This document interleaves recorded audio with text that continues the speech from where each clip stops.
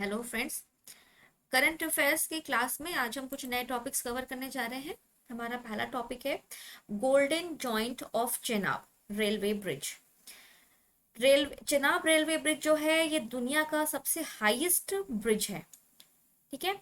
ये कंस्ट्रक्ट किया गया है किसके बक्कल और कौरी नाम की दो जगह है, मतलब आप छोटे छोटे गांव मान सकते हैं, Reasi district of Jammu and Kashmir. तो यहाँ पे देखिए ये जो टॉपिक हम कवर कर रहे हैं वो उसके हिसाब से है। जो सीजीपीएससी में कुछ क्वेश्चंस आपको ऐसे मिलते होंगे जिसमें मल्टीपल ऑप्शंस होते हैं 1 2 3 4। इसमें से आपको चूज करना होता है कौन से करेक्ट है या कौन से इनकरेक्ट है, या 1 और 2 करेक्ट है या 2 और 3 या 1 2 3 4 सारे। तो उस हिसाब से आपके पास इसका कॉन्सेप्ट क्लियर होना चाहिए, आपको इन टॉपिक्स के बारे में पता होना चाहिए आपको इजीली आंसर को चूज करने के लिए। तो फर्स्ट टॉपिक यहाँ पे क्या है, इसलिए मैं हर एक टॉपिक का कोशिश कर रही हूँ 3 4 पॉइंट्स जो इम्पोर्टेंट है उसको यहाँ पे कवर कर सकूं। चेनाब रेलवे ब्रिज सबसे पहले जो है कि दुनिया का सबसे हाईएस्ट रेलवे ब्रिज है, जो कि रेसी डिस्ट्रिक्ट जम्मू एंड कश्मीर में स्थित है। ये दो छोटे जगह जिसके में से एक है बक्कल और दूसरा है कौरी, इन दोनों जगह को जोड़ता है। इसकी जो हाइट है वो है तकरीबन 359 मीटर। इसकी हाइट है, ऊंचाई है इसकी 359 मीटर की ऊंचाई है। और ये एक रेल लिंक प्रोजेक्ट है जो कि उधमपुर, श्रीनगर और बारामूला को जोड़ता है। ये रेल लिंक प्रोजेक्ट जो है किस नाम से फेमस है, उधमपुर, श्रीनगर और बारामूला, यूएसबी। ठीक है, यूएसबी उधमपुर, श्रीनगर और बारामूला रेल लिंक प्रोजेक्ट में आता है। सोफिस्टिकेटेड ऑटोमेटिक सिग्नलिंग सिस्टम लगा हुआ है इसमें। सोफिस्टिकेटेड ऑटोमेटिक सिग्नलिंग का मतलब ये होता है कि जैसे कि ये बहुत ऊंचाई पे है, तो जब भी आप अपने घर के अंदर होते होंगे या नीचे ग्राउंड फ्लोर पे आंगन वगैरह में, तब हवा की जो गति होती है बहुत धीमी होती है। बट जैसे जैसे आप ऊपर जाते हैं बालकनी में या छत पे, तो हवा जो है वो बहुत तेजी से चलती है। तो जब भी इस रेलवे ब्रिज के ऊपर हवा की जो गति है वो 90 किलोमीटर पर आवर के स्पीड से चल रही होगी, तो ये वाला जो सिस्टम है सोफिस्टिकेटेड ऑटोमेटिक सिग्नलिंग सिस्टम, ये जो है ये बहुत ही आसान जो ट्रेनें हैं वो इस ब्रिज से क्रॉस करने से रोक देगा अपने आप। उसको पता रहेगा कि हवा की जो गति है वो कितनी है, 90 किलोमीटर पर आवर की गति से ज्यादा तेजी से बह रही है। तो ये जो ऑटोमेटिक सिग्नलिंग सिस्टम है ये क्या करेगा, ट्रेन को उस ब्रिज को क्रॉस करने से ऑटोमेटिकली रोक देगा। ठीक है। नेक्स्ट हमारा टॉपिक है यूके जो है ओमिक्रॉन। ओमिक्रॉन क्या है, कोविड का ही एक नया वेरिएंट था ओमिक्रॉन। ओमिक्रॉन की वैक्सीन बनाई है। यूनाइटेड किंगडम जो है वो ऐसा पहला देश है जिसने ओमिक्रॉन की स्पेसिफिकली इसी वेरिएंट की जो है वैक्सीन बनाई हुई है। और ये मॉडर्ना जो एक वैक्सीन आई थी उसी मॉडर्ना का एक वेरिएंट है। और ओमिक्रोन B1.1.529 ये ओमिक्रोन का सबसे डेंजरस वेरिएंट था। और ये किसका वेरिएंट है, इनडायरेक्टली सार्स कोव 2, मतलब कि एक्चुअल में इसका नाम क्या है, कोविड। कोविड का है नया वेरिएंट है ओमिक्रोन B1.1.529। ठीक है। तो यूनाइटेड किंगडम क्या है, फर्स्ट कंट्री बना है ओमिक्रॉन की वैक्सीन बनाने का। नेक्स्ट टॉपिक, 16 अगस्त 2022 को जो है हमने क्या मनाया, नवरोज, यानी कि पारसियों का न्यू ईयर। तो पारसियों का न्यू ईयर था, तो हम थोड़ा सा इस टॉपिक को भी कवर कर लेते हैं। हो सकता है कि कई बार अलग अलग रिलीजन्स के बारे में पेपर्स में पूछा जाता है, तो नवरोज के बारे में भी आपको आइडिया होना चाहिए। नवरोज जो है वो पारसी कम्युनिटी का न्यू ईयर होता है। नवरोज जो है 2 वर्ड से बना है, एक होता है नव, मतलब जिसका मतलब होता है न्यू, नया, रोज मतलब दिन यानी कि डे। तो न्यू डे या नया दिन मतलब होता है नवरोज का। और ये जो है शहनशाही कैलेंडर के हिसाब से पारसी लोग मनाते हैं। लेकिन जो जोरोस्ट्रियंस होते हैं उनके कैलेंडर के हिसाब से ये जो है फरवरदीन महीना का पहला दिन होता है। फरवरदीन एक महीना है, महीने के का पहला दिन होता है नवरोज। ठीक है। अब जोरास्ट्रियंस और पर्शियंस जो है वो इसको मनाते हैं।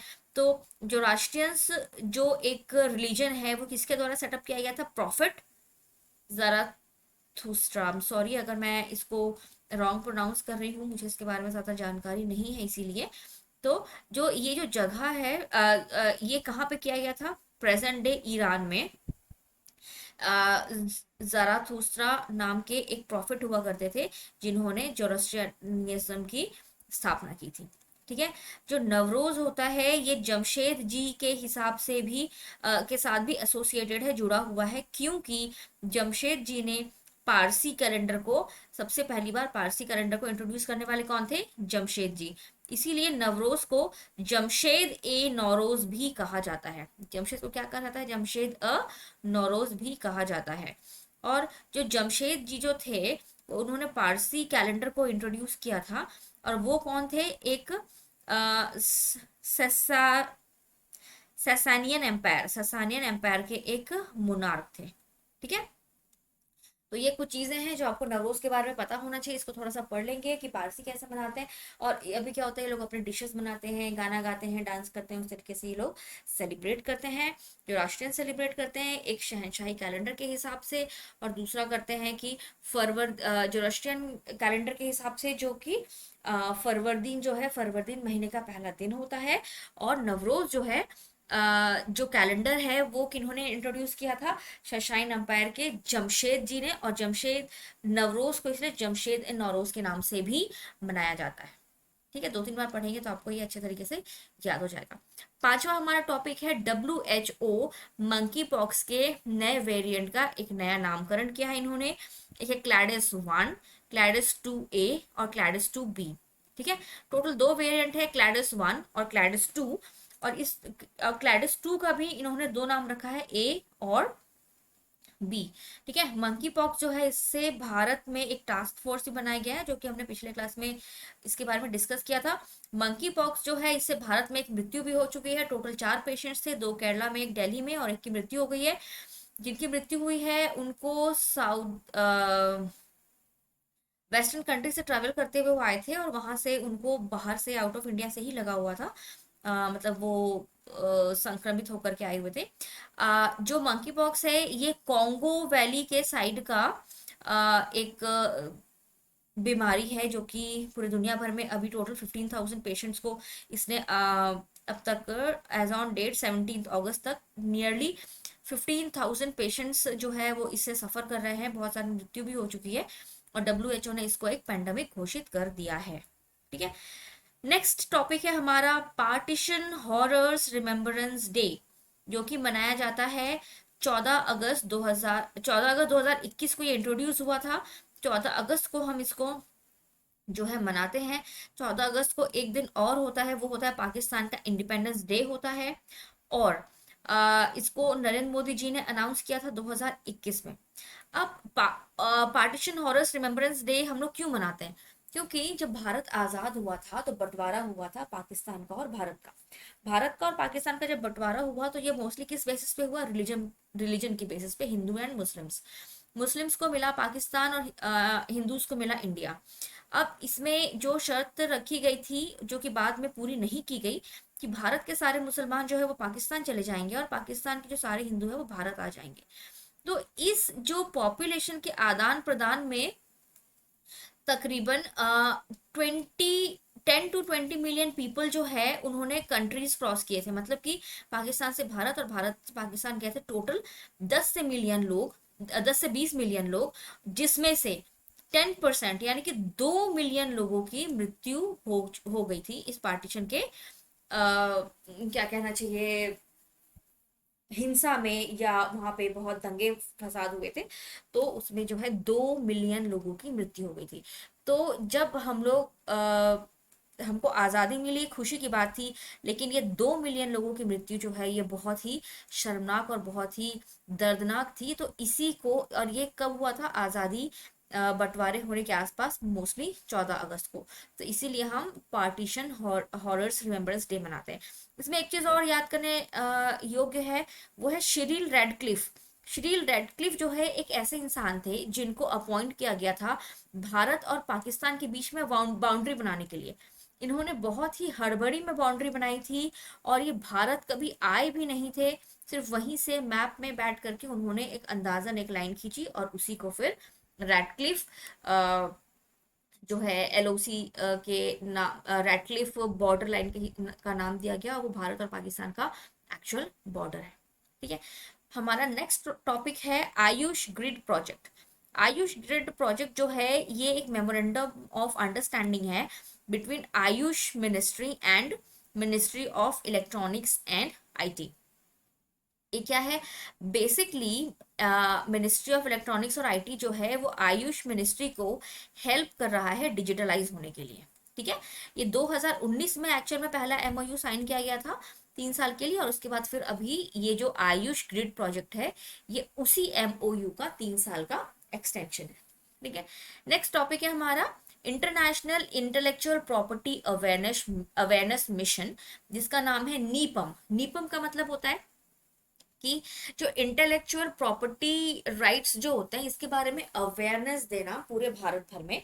देखो, इंटेलेक्चुअल प्रॉपर्टी का मतलब होता है कि आप कोई चीज इन्वेंट करते हैं और वो आप ही इन्वेंट करते हैं, और उसका जो पूरा आपकी टेक्नोलॉजी, आपकी मेहनत कोई चोरी ना कर ले, कोई गलत फायदा ना उठाए, इसके लिए आप उसके राइट्स जो है रजिस्टर करते हैं।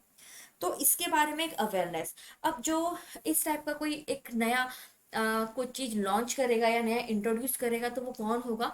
डेफिनेटली यंग जनरेशन के कुछ साइंटिस्ट होंगे, रिसर्चर्स होंगे। तो यंग जनरेशन होगा, तो यंग जनरेशन कहाँ से स्टार्ट हो जाती है हमारे यहाँ पे? मान के चलिए क्लास 9, 10, 11, 12 से आप पढ़ाई की स्ट्रीम चुन लेते हैं, और आप चुन लेते हैं कि फिजिक्स में मुझे रिसर्च करना है, मैथमेटिक्स में करना है, या आपका दिमाग टेक्नोलॉजी में घुस जाता है तो आप कुछ अलग प्रकार के ड्रोन्स या डिफेंस सिस्टम या बहुत सारी चीजें होती है वो बना सकते हैं। तो इस प्रोग्राम के तहत भारत सरकार क्या कर रही है कि तकरीबन स्टूडेंट्स को ट्रेनिंग देती है और अवेयरनेस फैलाती है। और इसमें क्या होता है कि इसमें इंटेलेक्चुअल प्रॉपर्टी के बारे में अवेयरनेस होती है, और इसमें स्कूल स्टूडेंट्स और कॉलेज स्टूडेंट्स को इंक्लूड किया जाता है। ठीक है, क्लास 9th to 12th, और फिर जो दूसरे अलग अलग कॉलेज के स्टूडेंट्स हैं अलग अलग फील्ड से उसमें। ये लॉन्च किस कब हुआ था? 8 दिसंबर 2021 को नीपम को लॉन्च किया गया था। 8 दिसंबर 2021। देखिए, अभी नेक्स्ट ईयर जब आप एग्जाम देने जाएंगे तो जरूरी नहीं है कि ये करंट अफेयर्स में लास्ट 1 ईयर का ही पूछेगा। आप पिछले 2-3 साल से अगर पेपर को फॉलो कर रहे होंगे तो तकरीबन 2 to 3 years को भी ये बहुत इजीली कवर करता है। तो 2021 में अगर ये लॉन्च हुआ था तो ये आपको बहुत ही इम्पोर्टेंटली अपने दिमाग में रखनी चाहिए, क्योंकि नीपम का फुल फॉर्म क्या है, इसके ऑब्जेक्टिव्स क्या है, ये लॉन्च कब हुआ था, कौन सी मिनिस्ट्री ने लॉन्च किया था, ऐसे डेफिनेटली क्वेश्चंस बन सकते हैं। और ये सारे जो टॉपिक्स होते हैं ये कूट वगैरह में भी आते हैं, और नेशनल करंट अफेयर्स में से अभी क्वेश्चंस की मात्रा और क्वेश्चन का स्टैंडर्ड बहुत बढ़ गया है, तो इसीलिए हमको इस टॉपिक को बहुत ज़्यादा ध्यान पे रखना चाहिए। ठीक है, ये जो स्कीम है इसने गोल रखा था कि 1 मिलियन स्टूडेंट्स को ट्रेनिंग देना है 31 जुलाई 2022 तक, यानी कि और इसने जो है सॉरी 15 अगस्त 2022 तक ट्रेनिंग देना था, लेकिन इसने अपना टारगेट ऑफ 1 मिलियन स्टूडेंट्स का 31 जुलाई 2022 को ही कंप्लीट कर लिया। टारगेट कब का था? 15 अगस्त 2022 तक, लेकिन हमने 1.5 महीने पहले ही आई एम सॉरी 15 दिन पहले ही इस अचीवमेंट को पा लिया। इस प्रोग्राम के तहत अवेयरनेस और ट्रेनिंग प्रोवाइड की जाती है इंटेलेक्चुअल प्रॉपर्टी की। ठीक है, और ये इसका जो एम था वो यही था कि इनोवेशंस और क्रिएटिविटी और culture economic development of society को बढ़ावा दिया जा सके, और भारत को आत्मनिर्भर बनने में एक हेल्प हो सके। ठीक है, भारत को आत्मनिर्भर बनना है मतलब आपको खुद ही अपने रिसर्चेस वगैरह करने होंगे, उसको डेवलप करना होगा, और ताकि कोई चीज का मिसयूज ना कर सके आपको इंटेलेक्चुअल प्रॉपर्टी राइट्स के तहत उसको रजिस्टर करना पड़ेगा। तो इंटेलेक्चुअल प्रॉपर्टी क्या होती है, किस प्रकार से काम करना है, स्टूडेंट्स के अंदर इस चीज का अवेयरनेस पैदा करने के लिए जो है ये भारत सरकार ने एक प्रोग्राम लॉन्च किया, एक मिशन लॉन्च किया जिसका नाम है NIPAM, national intellectual property awareness mission. Next topic है हमारा जापान के साथ हमारी इंडिया मेट्रोलॉजिकल डिपार्टमेंट जो है, जो कि मौसम विभाग है, उसने एक टाइप किया हुआ है जिसमें क्लाइमेट चेंज से रिलेटेड जो चीजें हैं इसके बारे में हम रिसर्च करेंगे। इसमें 10 स्टेट्स और यूनियन टेरिटरीज जो है ये इंक्लूडेड होंगे मोस्टली। अभी इस टॉपिक को मैंने बहुत ज़्यादा कवर डीप में पढ़ा नहीं है, बट 10 स्टेट्स और यूनियन टेरिटरीज मोस्टली वो होते हैं जो क्लाइमेट चेंज से बहुत ज़्यादा इफेक्ट होते हैं। जैसे मान लीजिए उड़ीसा है, अब जो ये हमारा पूरा ईस्टर्न कोस्ट है, ये पूरे साल भर परेशान रहता है, कभी तूफान से, कभी आंधी से, कभी बहुत भारी बारिश से, कुछ नहीं तो समुंदर का जो खारा पानी है वही खेतों में घुसने की वजह से भी राज्य का बहुत नुकसान होता है। तो इस प्रकार के 10 यूनियन टेरिटरीज और 10 स्टेट्स जो है, इसके साथ आईएमडी के साथ मिल करके, आईएमडी के साथ जो है जापान के साथ इनका पार्टनरशिप है क्लाइमेट चेंज को लेकर के।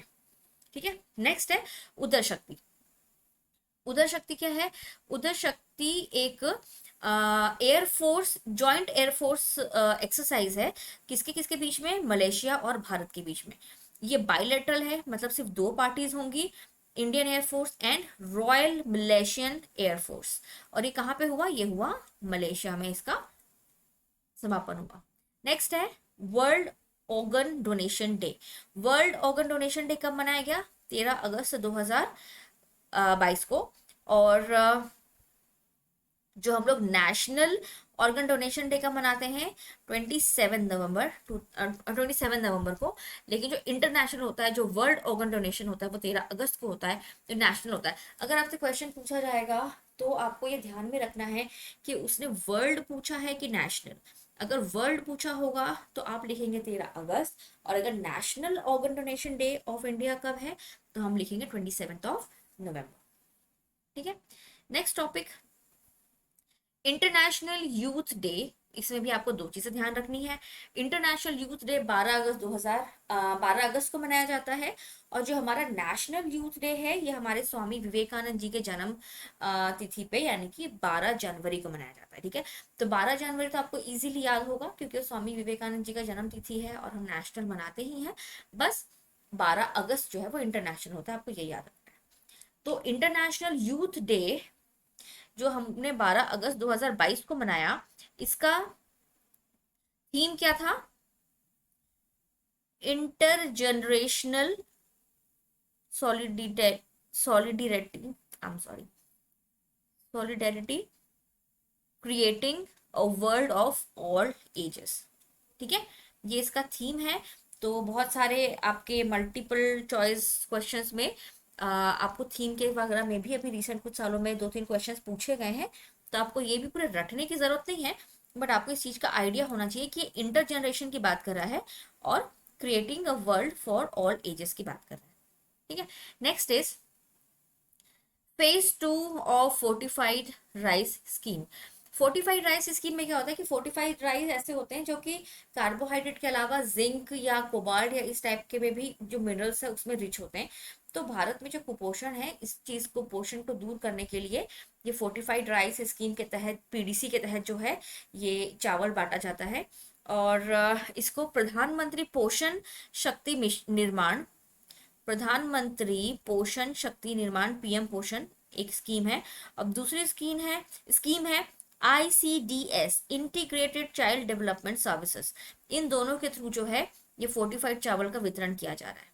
ठीक है, नेक्स्ट है ये जो भी लिखा है Chevalier de la Legion d'honneur, ये फ्रेंच गवर्नमेंट का हाईएस्ट सिविलियन अवार्ड है। हाईएस्ट, जैसे कि हमारा सिविलियन अवार्ड क्या होता है, हाईएस्ट सिविलियन अवार्ड भारत रत्न।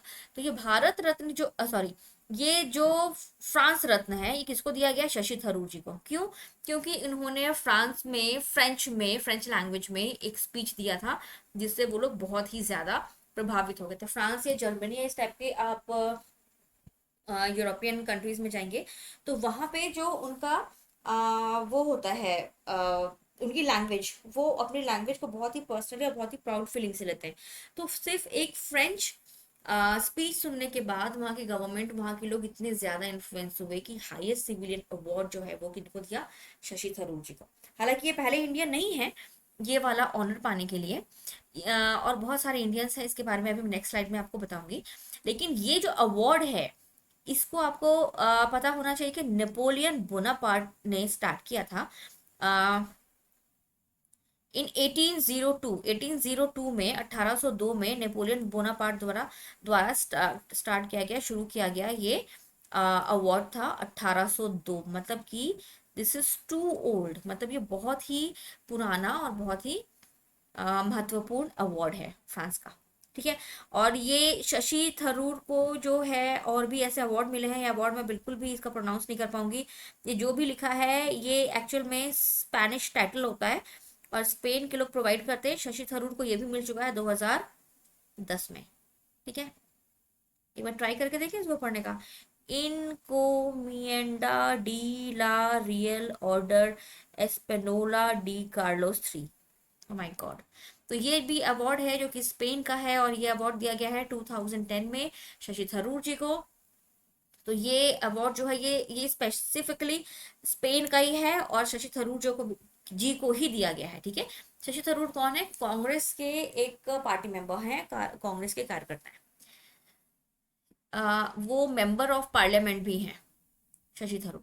ठीक है। तो Indians who receive the honour, कौन सा ऑनर? ये फ्रेंच वाला, स्पेन वाला नहीं, फ्रेंच वाला ऑर्डर जो है वो और किसको किसको मिला है शशि थरूर जी के अलावा? ये है वो सारे इंडियंस के नेम जो कि आपको याद होने चाहिए।